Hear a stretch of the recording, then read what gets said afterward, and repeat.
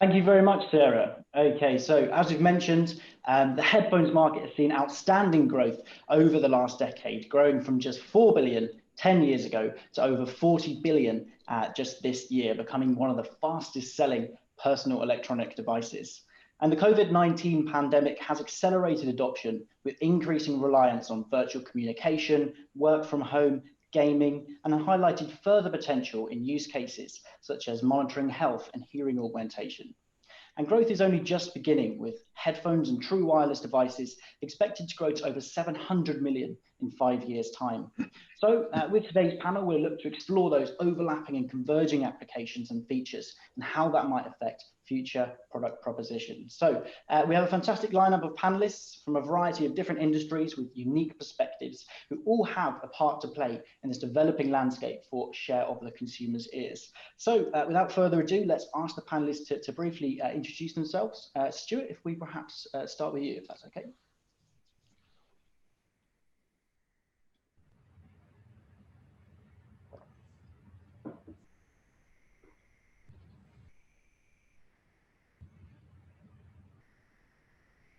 Okay, we're just having a couple of issues there. Tim, would you like to introduce yourself first? Yeah, thank you, Luke and Sarah. Tim Johnston here. I'm thrilled to be on this panel with these industry leaders in the audio space. My background is body-worn audio. I've spent actually 30 years starting with Plantronics, working on communication headsets and headphones, and participated in body-worn audio throughout my entire career, both for intelligibility and for music listening, gaming products, and moved on to Bowers & Wilkins, where I was VP of engineering and then became general manager of the headphone business unit, again, building premium audio, music first products. And since then, I've moved on to this wonderful opportunity leading engineering for Starkey Hearing, where again, it's body-worn audio, taking the opportunity to better leverage that body-worn hearing aid and provide more and more features to help the patient and customers even more. And I'm thrilled to be on this panel, Luke. Thanks, Tim. Bernice? Hi, I'm Bernice Cramer, and I run marketing for the professional audio division of Bose.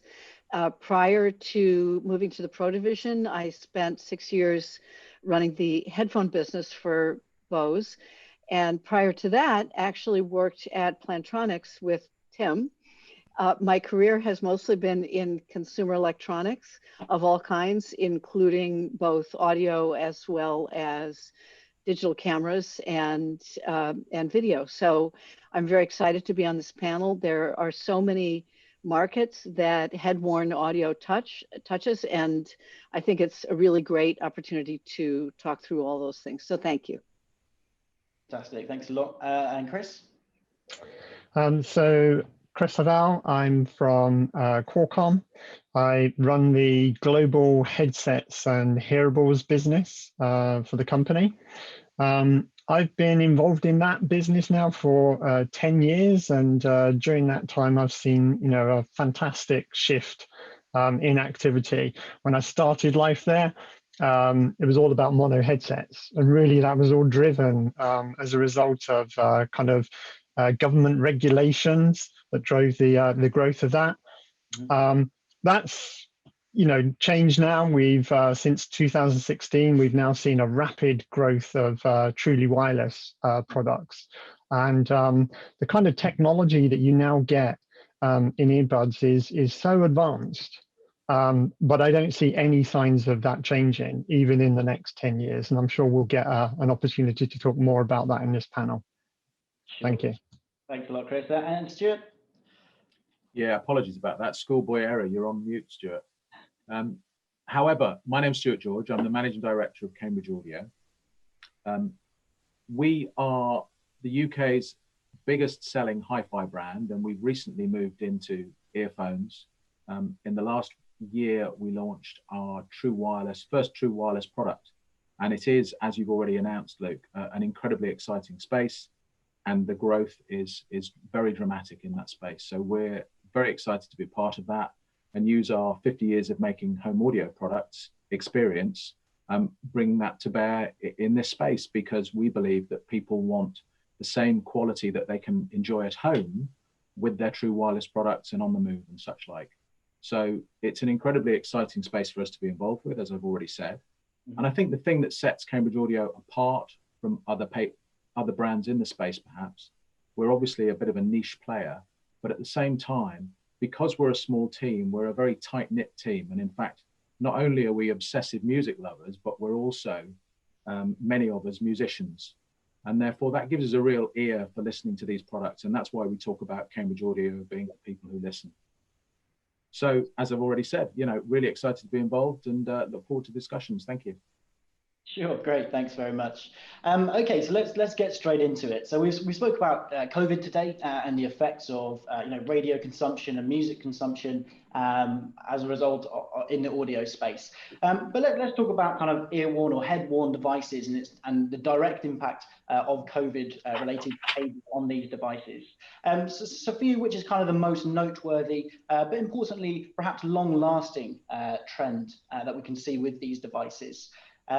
Stuart, perhaps if you would like to kick us off. Yes, thank you. I think what we've definitely seen during this time, not only from the point of view of the use at home from a perspective of working, has been the use in terms of leisure and relaxation. I think people have chosen to use audio devices as a place to find private space and some amount of personal isolation. So I think that's been a big rise, and that's been supported by the increase in music streaming that's happened over this period of time. And additionally, in terms of certain big players perhaps in the audio space or new entrants to the audio space by way of Amazon's HD services. So there's a massive increase in listening during this time, and people want good quality audio. It's a good place of solace and salvation in a time like this, because there's obviously a lot of stresses and strains around. Great. Okay, Bernice, anything to add to that at all? Sure. So I definitely agree with Stuart that people are wearing headphones more and during COVID, but I think it's a combination of different use cases. So whereas there used to be, everyone knows there used to be a certain amount of people who were remote workers. Now almost everybody is remote at least part of the time, if not all the time. And so it's not just passive listening, but it's also multitasking. So some of it could be doing what we're doing now, which is participating in video conferences or meetings. Some of it could be heads down concentration work. But the other thing we find is people who are juggling things, whether it's a mom who's at home trying to work, but also has to listen for the kids, so you might want isolation, but not complete isolation. You're moving from state to state during your day quite often. So the ability to move from fully isolated to transparent mode quickly with a touch of a button is incredibly important. So I think in certain ways, what COVID has done is accelerated the move towards using head-worn devices, body-worn ear devices as an interface with the world. Sure. Tim, I'm wondering if, what was the impact of some of these trends in the kind of hearing aid industry and on hearing aid users? Yeah, Luke, it's really interesting.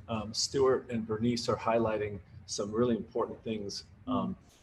When we look at the trends that are happening in with the COVID, clearly there's the work at home and there's the masks and these kinds of things. And I'm seeing this falling into kind of two main categories. First off, people are being exposed to more sound exposure than ever before. Certainly headsets and headphones are providing wonderful solutions for communication, as Stuart said, for isolation, as Stuart said, to kind of escape in your corner of the house when there's a lot of chaos going on, as well as providing isolation, communication, and these things. But with that, it comes at a cost, and we're not sure the entire cost. There's more sound exposure to people, and we've been seeing this happening up until 6 months ago, and it's just accelerated. So in the day in the life of somebody, if I think of my kids, they wake up, they got their headphones on when they're exercising in the morning, then they're on then they're on video classes all day, and then they do the Netflix movie, and then they're tired of hearing from their parents, so then they got their their ANC on, cranked up, and they're listening to God knows what kind of music they're listening to, right? And so what happens is the total exposure over the day in the life, and again, this is compressed audio, meaning that the lows and the highs, everything's kind of at a certain loudness, whether it's a Netflix movie or streaming music. So the sound exposure is higher than we've seen before. There's some alarming statistics. 1 in 6 teens right now, 1 in 6 teens have hearing loss from sound exposure. 5.2 million children have hearing loss. And when you start thinking about this in terms of people are living longer lives, that hearing loss is with them for the rest of their life. 85-plus-year-old people's the fastest growing population right now. So there's the sound exposure piece. The other thing that this trend is highlighting is the fact that people hadn't realized that they're on this hearing loss journey. And it is a journey. You start to lose your hearing, and some point, 5, 7, 9, 10 years later, you might acknowledge that you truly have a hearing loss problem that you want to go see a professional about. They're being highlighted the fact that they're on that hearing loss journey, primarily because of this triple whammy. First off, they're wearing masks, which muffle your voice, and they muffle the person you're speaking with's voice. And it muffles it in the consonants, which is the area where you have the most trouble distinguishing, okay?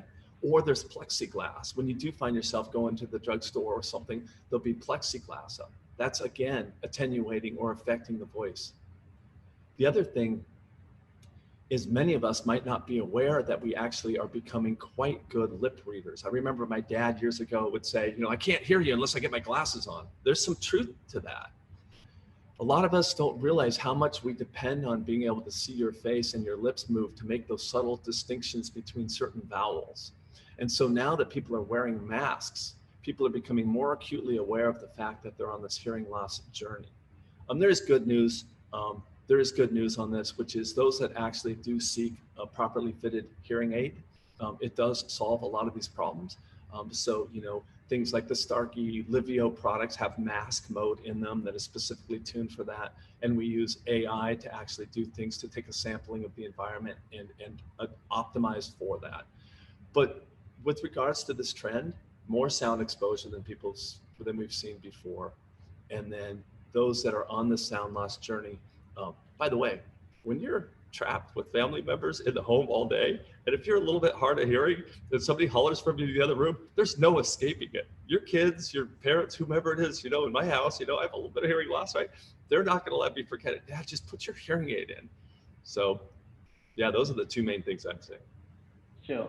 Thanks a lot, Tim. Some really interesting perspectives there. And you mentioned, you used that example of your kids using those kind of different products and different sources of audio. And, at the moment that, probably comprises of different devices. So overlapping use cases for kind of sports and gaming, hearing augmentation, office use. What do we think the future might look like for kind of the number of devices a consumer might own? Will it be just kind of one super product that covers all those different applications, or do you think we will have a number of different devices that we can kind of swap in and out? Chris, maybe we start with you on this question and see what you have to say here. Yeah, sure. I definitely think it's more of a multiple product ownership. I think there is very significant differences between the different use cases that you might have, and therefore where a particular product has its focus.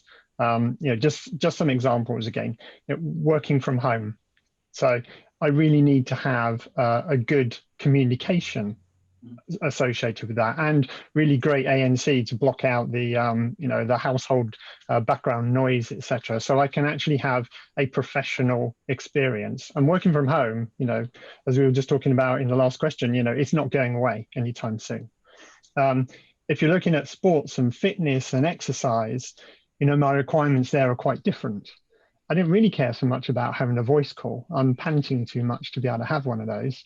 But really now I care about the devices, the earbud is small, it's sweat proof, it's not going to fall out when I'm running along.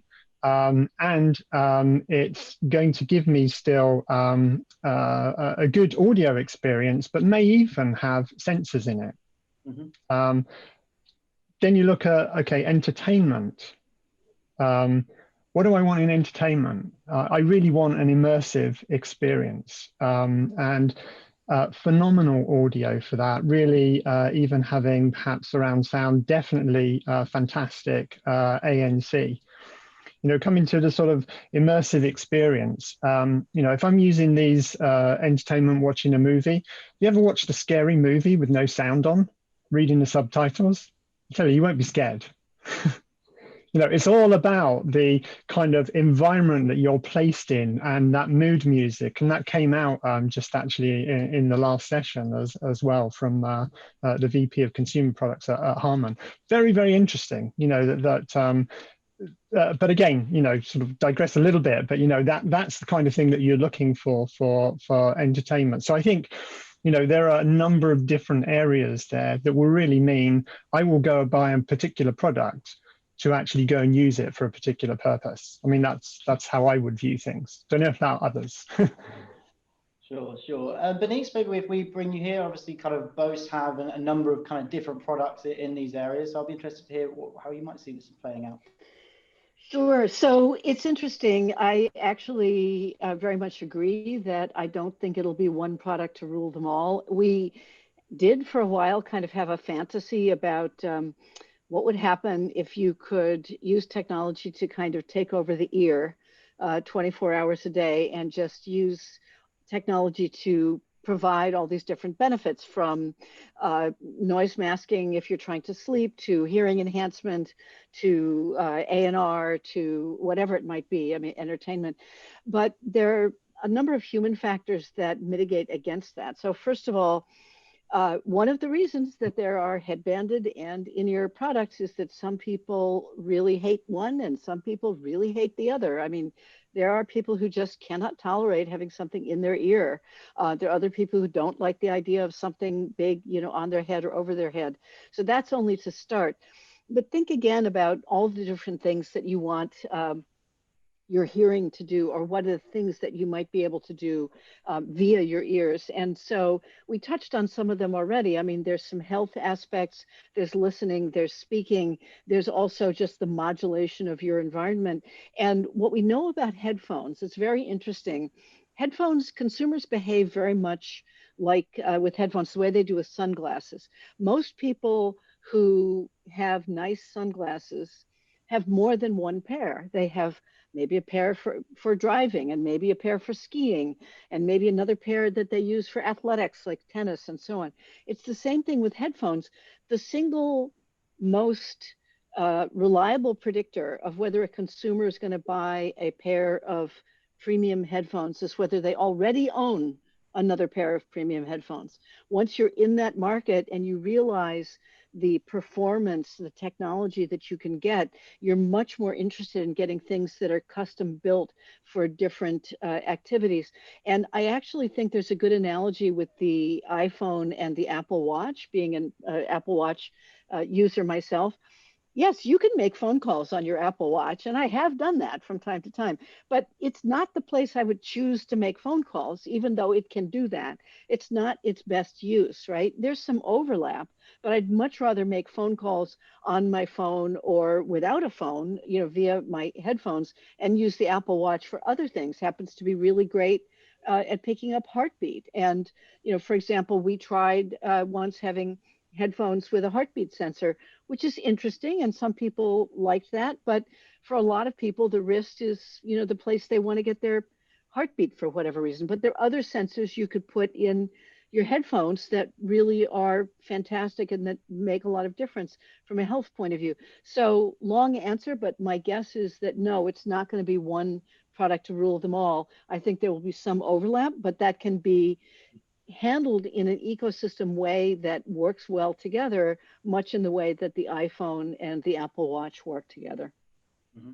Sure, thank you. I mean, Tim, you know, hearing aids have to be worn the majority of the day. So how do you kind of see that playing out? Because, you know, hearing aids, you can't really take in and out when you like. You need to have it in your ear for those 24/7 use cases. Yeah, exactly. So I think the two extremes here, I shouldn't say extremes, but the hearing aid, it needs to be with you all day long to actually provide the true benefits, right? But to the point that we're hearing from Bernice and others is there are certain use cases and people have certain preferences. So I might choose to listen to some Bose headphones if I want to, kind of immerse myself in listening to some familiar music and ANC on and kind of hide in the corner and escape from the world. I might choose to use some Cambridge audio true wireless for snacking, listen to some music, pull one out, maybe listen to a podcast and those kinds of things. Those are typical use cases, right? And right now for running, as Chris highlighted, you're not going to take your 700 series Bose headphones on a run. At least I wouldn't. Maybe Bernice does. I don't know. But I do like to listen to music when I run. So each of these different use cases has kind of an optimal products categories that are addressing them. With them come a bunch of trade-offs, right? So they're able to provide a really robust music listening for running or an amazing immersive experience with active noise cancellation, with bigger cans and such. In the hearing aid space, we start in a different place. Where we start there is we have to provide multi-day use with the Zinc Air primary cell battery, so it's many days, or rechargeable, it's 16-hour days. It has to last all day. And in order to do that, we control the whole stack, the silicon, the software, and everything to be able to provide for that, which makes it expensive. So it's probably not the first choice for somebody who just wants to listen to some music, right? Even if they're suffering from a little bit of hearing loss. But once you get to the point in the journey that you find you really need that hearing aid, when we do our job right, it shouldn't be at the expense of listening to great music. And it shouldn't be at the expense of the ability to go for a run and such. Currently today with our Olivio line, we actually do have some of the sensors that we were talking about before. But some of these sensors, like fall detect, only really matter if and when you know that your patient or customer is wearing it all the time. If they're taking it out and putting on a different headset or headphones for a different environment, then that fall detect sensor doesn't provide the value it can. So we're starting from a space where we need to allow the patient or customer the solution that's going to work with them all day long, right? And that means battery life optimizing for power, and that means comfort, and that means the ability to meet the primary needs. What's interesting here is we're seeing more and more opportunities for some hearing enhancement coming from the consumer side, and we're seeing more and more of these other use cases being addressed by the hearing aids. And this is great news because this means that the patients and customers are going to benefit, right? At what point do you want to make the leap from one to the other? I think is an individual decision. But as we get closer and closer, I think it benefits the patient and customer. Sure. Thanks a lot. Stuart, do you share kind of the similar views on this panel?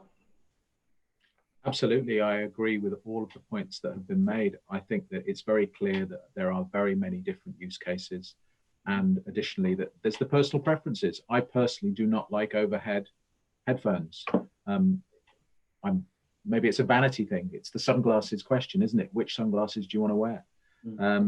But at the same time, I think there's also something that means that people will have many different versions, because whilst the hearing enhancement and hearing aid products are obviously very specialized and have very special use cases and can be much more expensive, in the consumer space, it's very competitive. The rate of innovation and new features and new product enhancements coming through means that I think that people who get into that space, almost as if Bernice was saying, they get into it and therefore they always want continuous improvement, because you enter a world in which you're on a journey of sound quality there. So as soon as you've got used to an improvement in sound quality, you always want more. It's just one of those things that's somewhat addictive. I'm sure we'd all recognize that. And therefore that sound quality is always going to be something that people are coming back for more and really want to experience new products all the time. So I think that innovation as well and the pace of change in this space means that there is a high level of consumption amongst the people who are buying in this space. Sure. Yeah. I mean, within our consumer research, we've seen that, with this kind of in-ear and over-ear question, about 20% of people in the UK and US didn't really like in-ear products. But there is, quite huge geographical differences. When we did this in Japan and China, that difference was almost zero. Everyone kind of preferred the kind of in-ear preference there as well. So there is, some geographical differences we see as well. So just kind of coming back to that point of audio quality and sound quality. Do you think audio quality is important with all these kind of different use cases, or do you think it's a level where it is good enough? Stuart, if you can maybe start us off on that one. As I've already said, I think it is a lifelong journey. So from a personal point of view, I can say that the sound quality almost never is good enough. You're always reaching for something more. And I don't mean that just from the point of view of the audiophile experience. I mean it from the point of view of the enjoyment of the music. So listening to music in better quality is something that we focus almost all of our attention on. That we're obviously a smaller player in this space, and that's what's really marked out our products. We've invested our time, our effort, our engineering in that, in spending a lot of hours in terms of the fit, in terms of the tuning of the device, because of course the enclosure and the drivers and all those aspects about the speaker are what's critical to the sound quality, as well as the tuning of the performance. And that's the area that we focus on. That's the area with which we've been success. That's the area that customers are telling us they are being delighted by our products. So I think the sound quality is a universal requirement. And first and foremost, these products are to enable hearing of something. So it's a listening experience. Sound quality is paramount.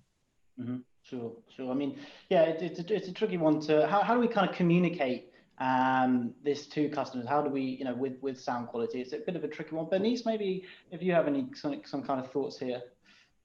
Sure. I mean, I do think that audio quality, sound quality is critical, and you certainly can never say it's good enough or it doesn't need to be better. That having been said, I think that more and more, because these devices are becoming more specialized, it's not just audio quality. Audio quality itself is necessary, but not sufficient. And so we talked earlier about, for example, the microphone pickup. And so I was talking about this headset that I'm wearing, which gives you the performance of a boom microphone without having a boom, because it has very specialized beamforming microphones and AI that allows it to distinguish my voice from anything in the background. And so the audio quality is critical, but for the use that I'm putting it to today, the microphone quality is also absolutely critical.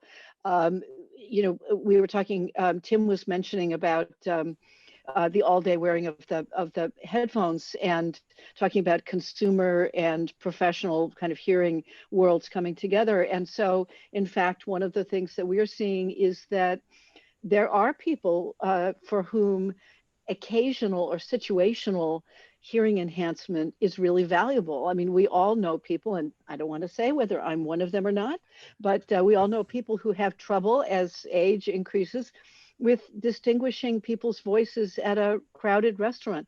Not that we're having crowded restaurant dinners now in the age of COVID, but whenever you're surrounded by other people, whether it's at a meeting or so on, it's hard to distinguish people's voices. And so that might be a time when you really do want some help with hearing, but you might not want it all day, every day. So that hearing enhancement also becomes something that can be wrapped in. So to me, again, audio quality, absolutely critical. It's bedrock. It's always the thing that consumers say is the bedrock thing that they're looking for in any kind of ear-worn technology, because at least some of the time they're going to be listening to music. And that's absolutely true. But it's the other things that you wrap with it that are going to really make the difference. And so increasingly, our headsets are really becoming essentially computing interfaces, right? And so what are the other technologies that you're going to put with it along with the audio quality? That's the question. Sure.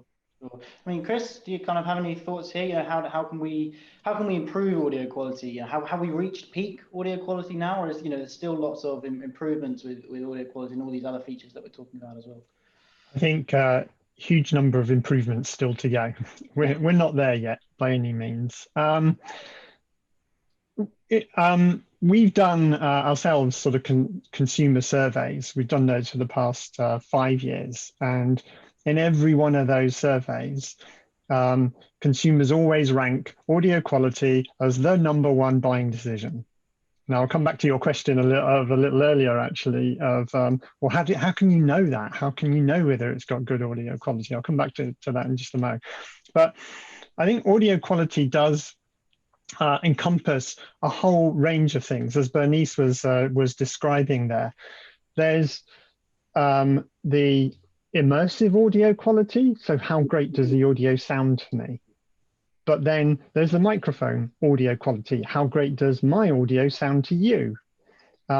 You've got to touch on what Tim was mentioning earlier about hearing protection almost. Well, audio quality, I want to block out the surrounding noise to actually hear that audio really well without actually turning the volume up, which is the worst thing that I can do for my hearing. And particularly, you know, wearing earbuds a lot more, you know, that can be very, very damaging there.